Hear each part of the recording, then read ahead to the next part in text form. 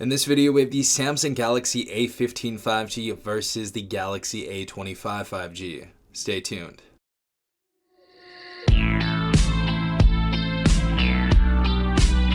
Alright everyone, hopefully you guys are having a good day. Hopefully everyone is safe out there. We have the A15 5G versus the A25 5G. As you guys know, these phones both just came out about 3 weeks ago, maybe a month ago, and they've been the talk of the town right now for as far as the budget phones go. There's been a lot of hype between them, and there's about $100 difference between both these devices as well. So in this video, we're going to be comparing the specifications, comparing my experiences over the month that I've used both of these devices. And at the end of the video, I'll be letting you guys know which phone is more worth it to pick up, which one is worth your money.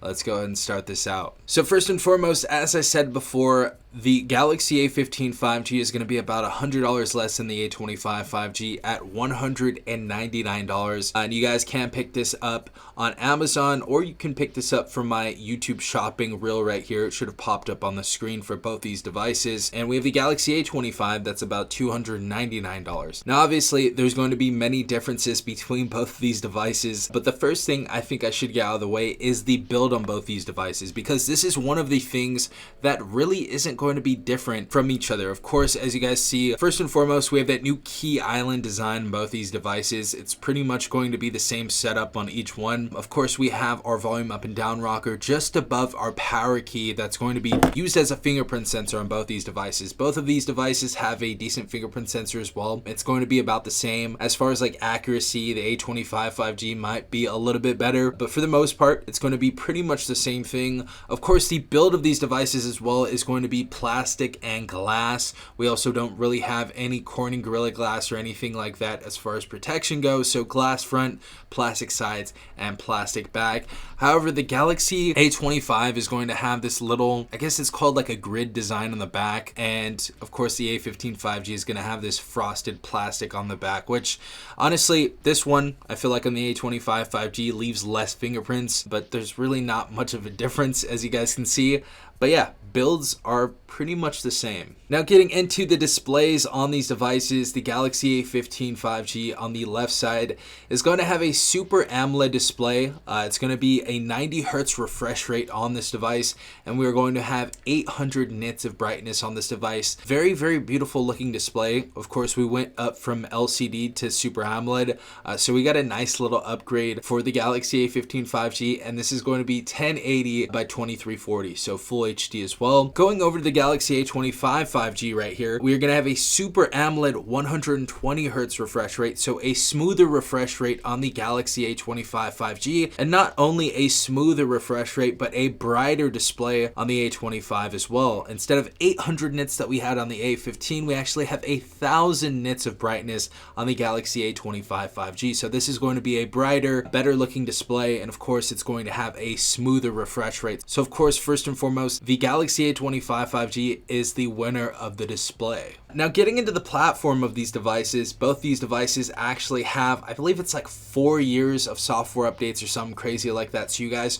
are going to be covered for years to come as far as OS updates and security patches. But both these devices will run Android 14 out of the box, and they will be running One UI 6.0, which is great because you have the flagship One UI now instead of the Core UI. So we're going to have some features on these devices that the flagship devices have as well from Samsung. The biggest difference you're going to see on these devices straight out of the gate is going to be the chipsets. So on the left side, the Galaxy A15 5G is going to have a MediaTek Dimensity 6100 Plus processor inside of it. It is an updated processor from what we saw on the Galaxy A14 5G, so it is going to be a little bit better than that. But honestly, at the end of the day, it's not the greatest processor in the world. It is going to be able to play things like Call of Duty Mobile, PUBG, and kind of limp by on Genshin Impact, but we are going to have some hiccups and stuff like that. So a decent processor overall for what you're paying, but the Galaxy A25 5G is just going to have a much better processor inside of it. And as you guys know, the Galaxy A25 5G 5G has the Exynos 1280. This is going to be a 5 nanometer chip compared to a 6 nanometer chip. So obviously this is going to be more optimized. This is going to be a quicker processor in video games, of course, in having Windows open and just running smoother than the Galaxy A15. So if you guys are wanting to have a better, smoother gaming experience on video games, you guys are going to want to get the Galaxy A25 5G and invest an extra $100. So if gaming is very important to you,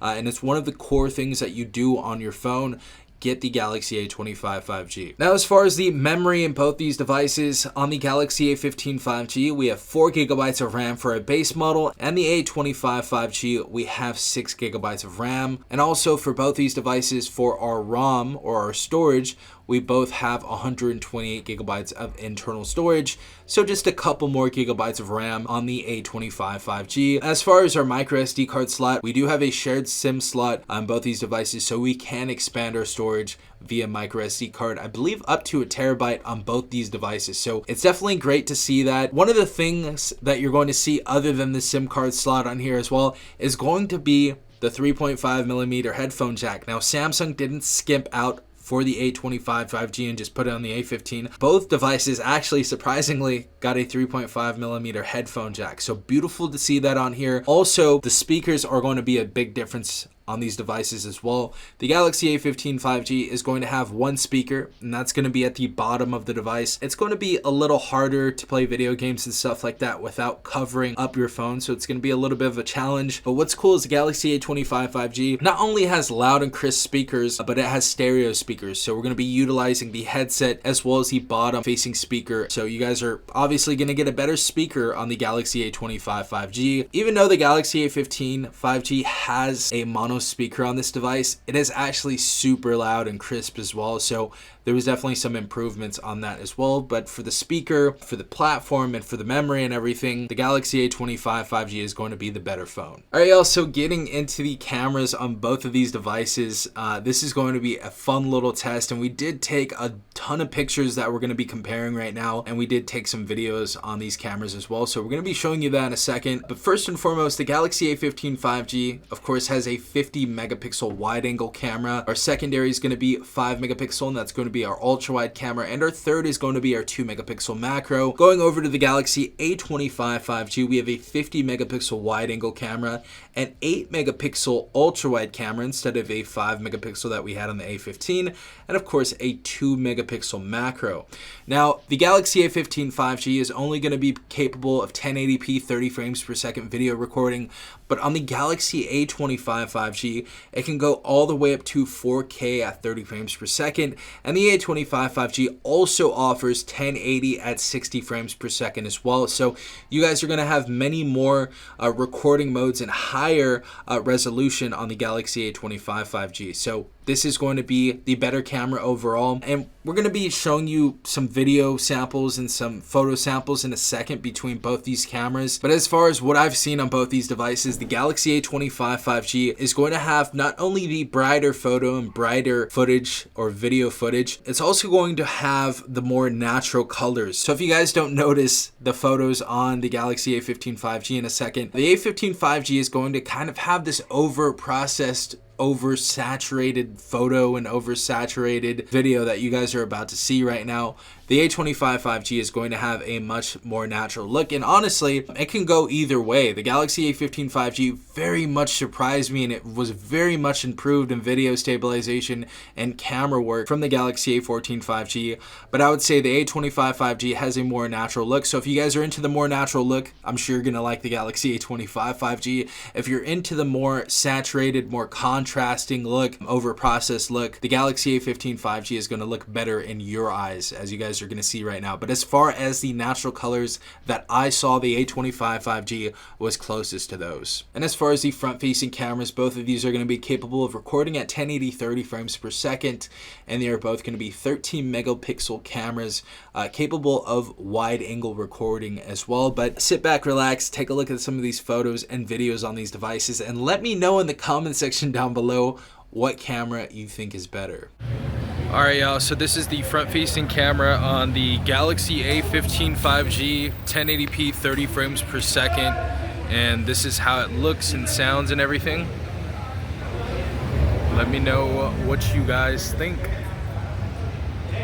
Alright guys, alright, this is the front-facing camera on the Galaxy A25 5G. This is how it sounds and this is how it looks. Got some lights over here at the packing house in Claremont. But this is how it looks. Kind of low light. We do have some lights around and stuff like that, but thought this was a good video test to go ahead and try out. Let me know what you guys think though. Alright guys, so this is the rear-facing camera on the Galaxy A15 5G. This is how this looks over here. And it only goes up to full HD 30 frames per second, so that is kind of its cap.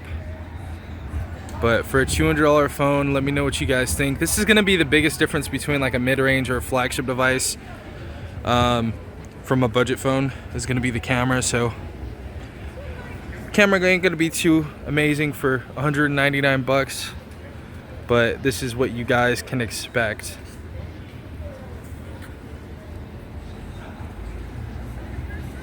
This is the rear-facing camera on the Galaxy A25 5G.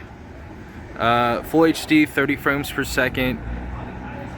The mic actually sounded pretty good for the front-facing camera when I was testing it out right now. So let me know what you guys think. This is kind of like walking around a bit. Got the Whisper House right here. Got some lights and stuff. Don't think it looks too bad though so far. Next, this is Full HD 60 frames per second on the Galaxy A25 5G. We don't have this mode on the Galaxy A15 5G. Let's get a little bit of a zoom in right here of the moon. Let's go back to one-time zoom. Focus seems to be looking fine though. The lights look fine.